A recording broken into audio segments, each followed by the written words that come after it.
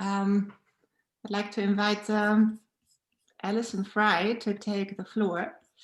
Alison, she looks after plant records, mapping and archives at the Westonbirt Arboretum in Gloucestershire in the UK.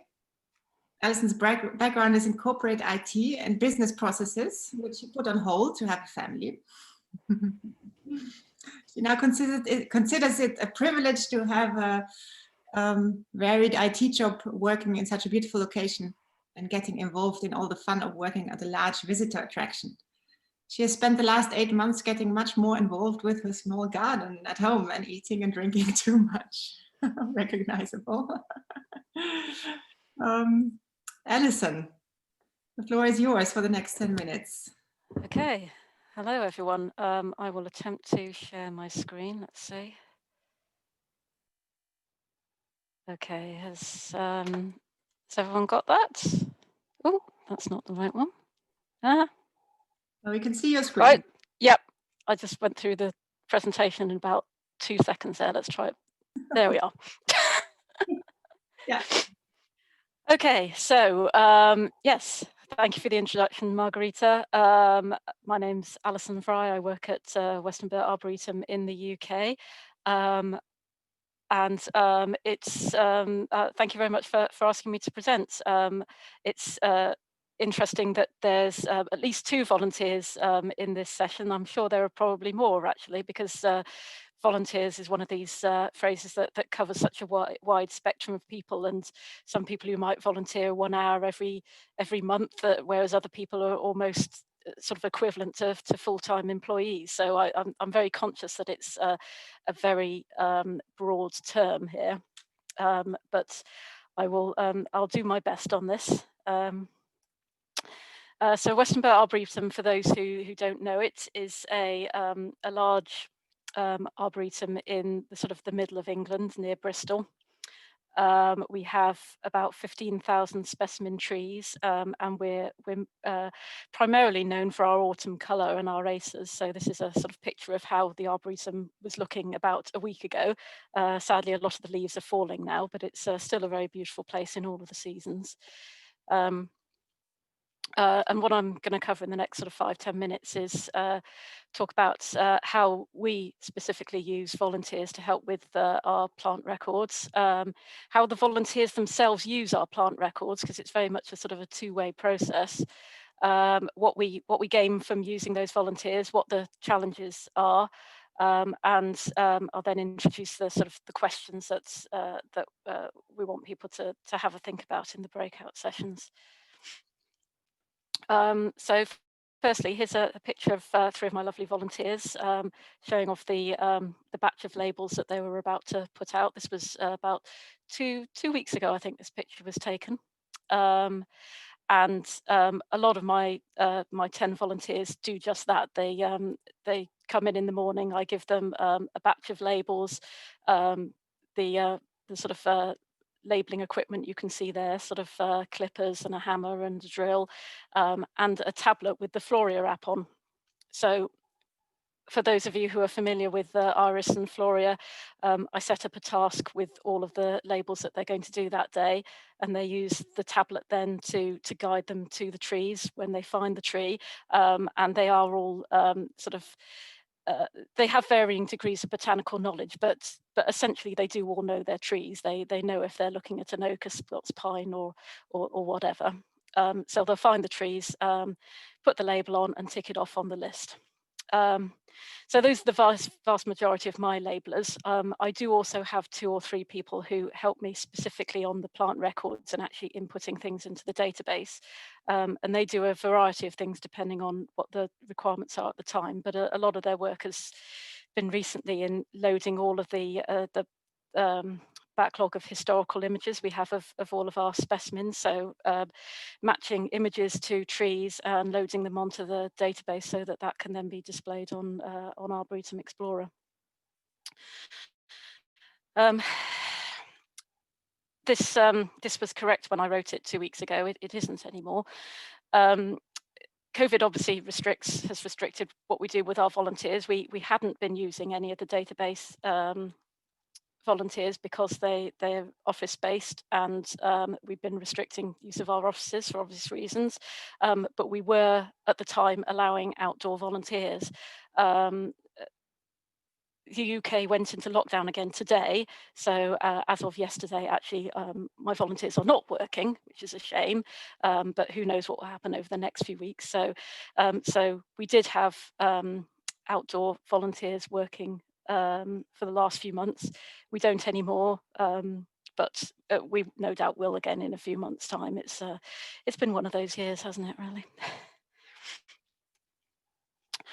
So I mentioned before that the use of plant records is a two-way thing. So although I only have 10 plant records volunteers, we have over 300 volunteers on site at Westonbirt doing a variety of jobs, but a lot of them do actually have a great interest in plant records and use those plant records as part of their volunteering. So I've split them roughly into thirds. There are several of them who don't have a great deal of interest in plant records. They're just there because it's a beautiful location. But we have another third of them who use plant records and specifically Arboretum Explorer to answer specific user queries. So they will be our welcome volunteers. They will greet members of the public, and the member of the public might then ask them, where would I find a wild service tree? So they use the data that we provide them to direct visitors to the right places. And having Arboretum Explorer means that they can then access that information themselves without having direct access to the database, or without having to phone me or another member of staff. So that access to the data is absolutely crucial. We then have another level of volunteer, people like the people who do our guided walks, for example, or take photos of the trees, who are really very, very interested in our data. They use our Arboretum Explorer practically every day, some of them, and they will also spot errors. They will spot missing labels. They'll spot incorrect labels. They will take photos. They'll ask questions. But there's very much a sort of a two-way flow of information in there, and while that can be time consuming, it's also invaluable because you increase the number of eyes you have out in the Arboretum, all of these places that I can't go, people who I can't see. You get all that information in. So that's quite a long-winded way of saying that Arboretum Explorer is crucial for them, but also that sort of that personal contact between plant records and the volunteers. Even if they're not specifically my volunteers, I still find it very useful having access to their knowledge and their eyes. So what do we gain from volunteers? What are the challenges? So our volunteers, certainly our ones specifically, they have the time to focus on the little details. So I'm sure many people here, get pulled in so many different directions, and you can't always focus on the details. We have 15,000 trees. How can I tell that they're correctly labelled? I can't physically go and check all of them myself. But if I direct the volunteers in the right way, they can systematically go and check the garden and make sure that the labels are there and haven't been removed by naughty squirrels. When volunteers are established and they know the processes, they can lighten my load significantly, and they're a joy to work with a lot of the time. They do an awful lot of work, and they can give very good insight into how the collection is viewed by the public. So they will provide that different set of eyes, look at things in a way that you haven't necessarily done, or again, just pick out the details. We have some marine bulbs that grow outside our office, and a volunteer sort of asked me, well, why don't we label them? They're just there for aesthetics. There's no particular sort of value to them. But also, if you walk past the office, they're the first thing that people ask about. So they'll ask the sort of the questions that are probably obvious to members of the public, but because we walk past it every day, we don't necessarily think of ourselves. They make mistakes, but then so does everyone. So do I. So it's that's just part and parcel with working with anyone. And again, they can be at times. They can take time to manage, and particularly when something like COVID comes along and suddenly all the risk assessments have to be rewritten. I'm sure I'm not alone in that. It's again, you have to sort of build in the management time to the value that you get out of those volunteers. And you do sometimes find yourself wondering, well, wouldn't it just be quicker to do the job myself rather than to get it all set up for volunteers? But that's a question that we have to ask ourselves, I think, for any of the particular tasks we're working on. So the questions that I'd really appreciate sort of people working on, and I'm really interested to know how other gardens use volunteers and how it works for them, any particular things that work well or things that people find quite difficult. So which tasks do people find quicker to do themselves and wouldn't use volunteers for? Which tasks you think are better done by volunteers and how do they do it? What level of access to data should volunteers have and do people let their volunteers have? And how to make best use of that volunteer insight and how to make the volunteers feel heard without necessarily being overrun by comments all the time. So those are the 4 questions that should be on people's Jam boards. I don't know, Margarita, if you want to just take over at this point. Yeah, wow, Alison, you made it exactly in 10 minutes to the second. Oh, I've practiced. Well, we noticed. I want to make a very short post-it exercise. Well, thank you, Alison, for your presentation. Very short post-it exercise. Do you have the post-it nearby again? Please stick it on your camera. Do you want me to stop share? Oh, you've done it, right, sorry.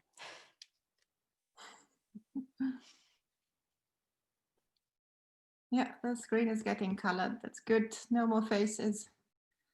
Some peace for all of us. Only at Heidi's, a lot is going on. Heidi and Mike. Well, that's okay. Okay. Harvard also manages. I'd like to ask all the volunteers who are joining today to take the Postit off. Yes, John and Felina. And that's it. So, wow, you had spotted them, Alison, the 2 volunteers. And Donna, or is that an accident? That's an accident. Okay. This is risky, but still, John and Felina, I'll ask you to react just very shortly with 1 or 2 sentences to Alison's presentation. Just let's say 1 or 2 words on what popped up when you heard Alison talk. Felina, you unmuted yourself already. Yeah. Yeah. Actually, I didn't know beforehand that volunteers were such a big part of botanical gardens.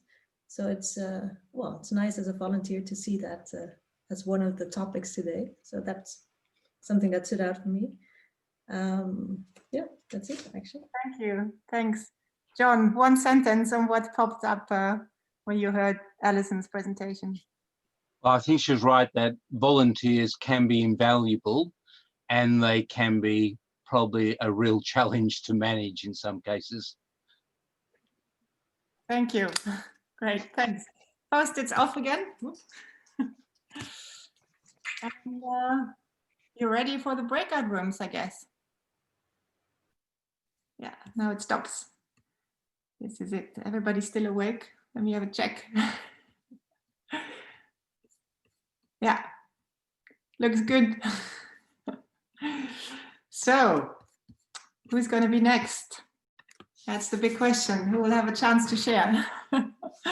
I'd like to ask Heidi from room 5 if she could share with us what you've been discussing.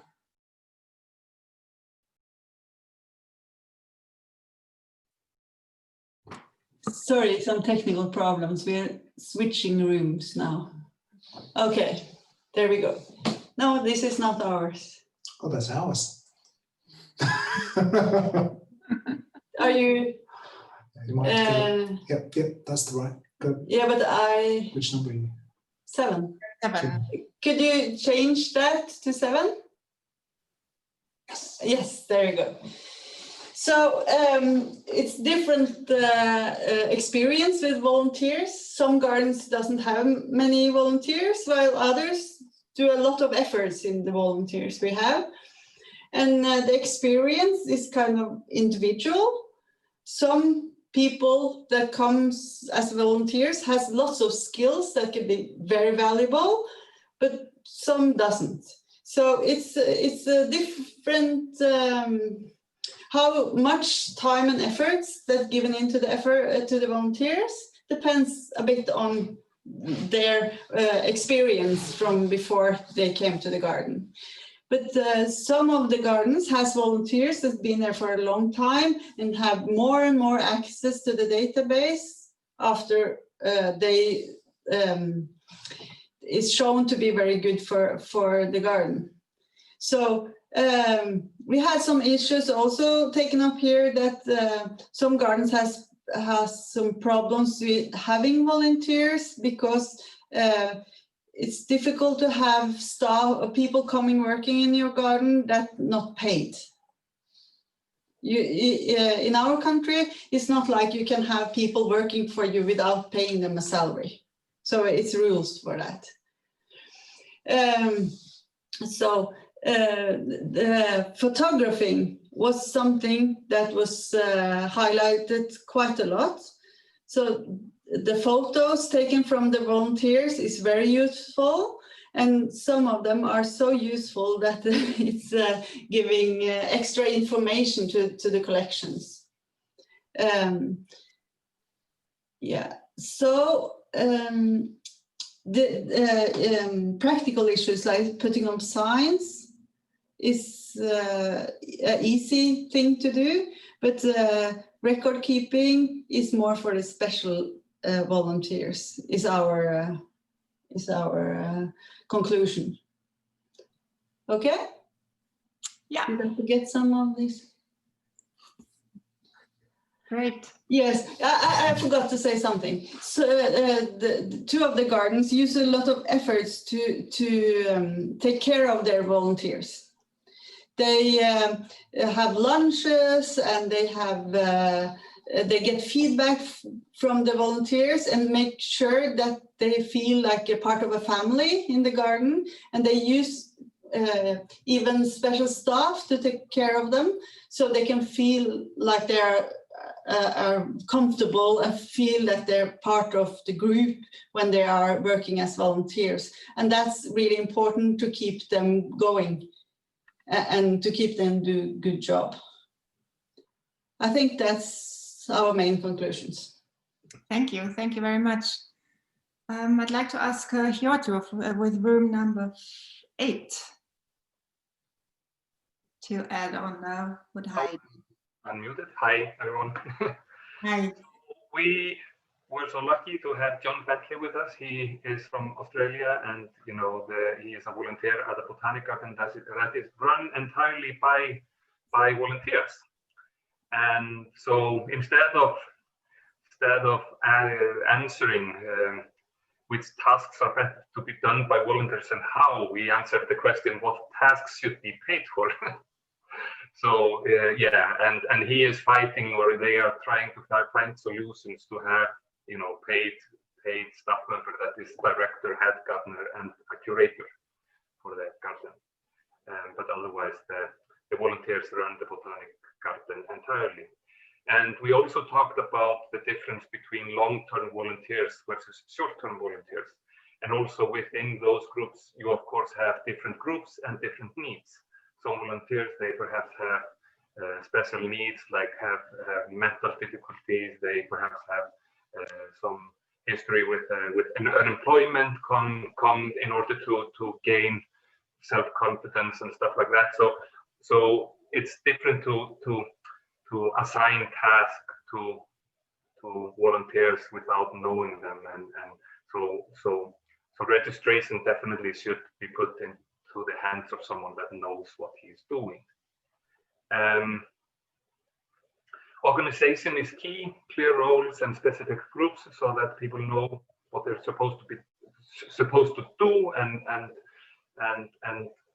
for them also to grow in the role of volunteers. And we also talked a little bit about the level of access. The level of access probably is generally restricted, but of course reports are provided as needed and as requested. So that was basically what we talked about. Thank you very much. So now I'd like to ask Martin Schmidt from the Hortus to add on to what has been said. Okay, yeah, so yeah, so we talked a little bit about oh geez, taxonic. Now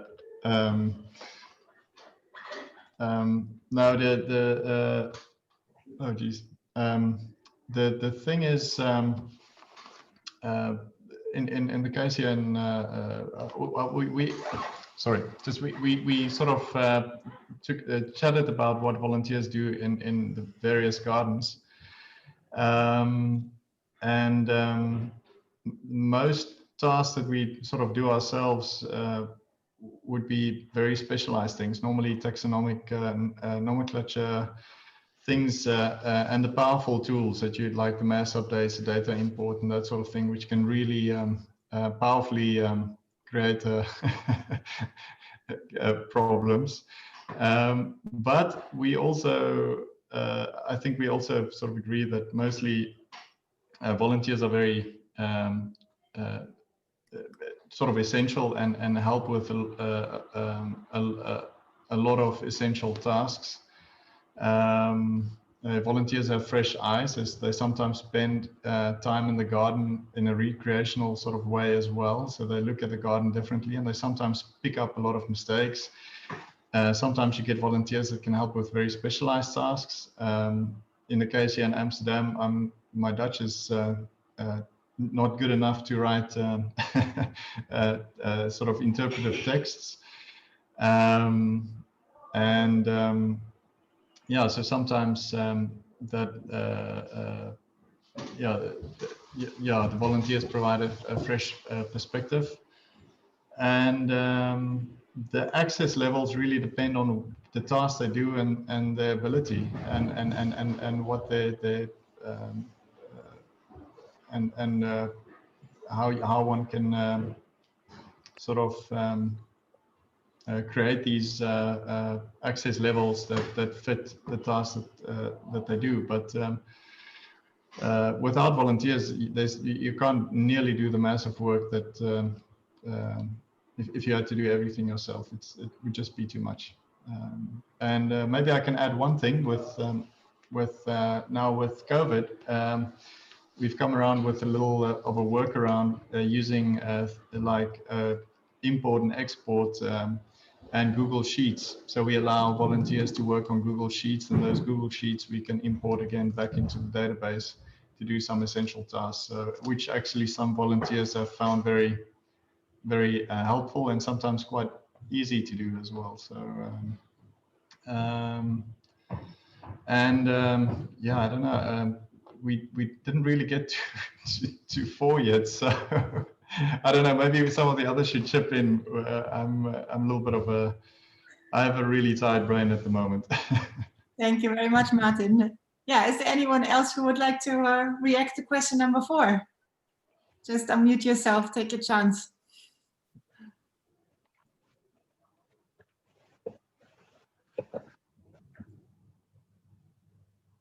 Yeah, it can be quite tricky to find the correct feedback for plant records volunteers. Sometimes they feel as if their input is going into the morass of collections data, and showing them what their records or their input is valuable, it can be quite tricky. So sometimes there needs to be other ways of doing it, via trying to bring the volunteers. These are the long-term volunteers who we're seeing weekly, trying to bring them in via other ways. So you invite them to staff events or have special volunteer parties or whatever it takes to keep the engagement going, because sometimes you can't easily produce a product to say you participated in this, you measured these 100 trees or you put these labels out. Sometimes they are adding to the to the expanse of data records, and there's nothing directly tangible to show for it. Thank you, Rob. Well, on that note, I think that's where Garden Explorer and some of these things come in really handy, because then some of these aspects become really tangible. So yeah. Yeah. Anyways. Thanks, Martin. Thanks to you all. I'd like to ask Alison if you'd like to react to everything you heard. What did you pick up from it? No, it's been a very useful discussion actually, and in our group in particular, there are so many different sort of ways that people used volunteers, and it was to me, it brought it home that actually the different countries have very different sort of views to volunteers. Obviously, in Australia, there's a huge reliance on them in botanic gardens, and whereas other countries, it's I can't remember which country it was that really didn't allow sort of unpaid staff. So there's been some really useful points. It's been a useful exercise. Great. Thank you very much to all of you. So that was the second challenge. And it seems it's time already to wrap up the day.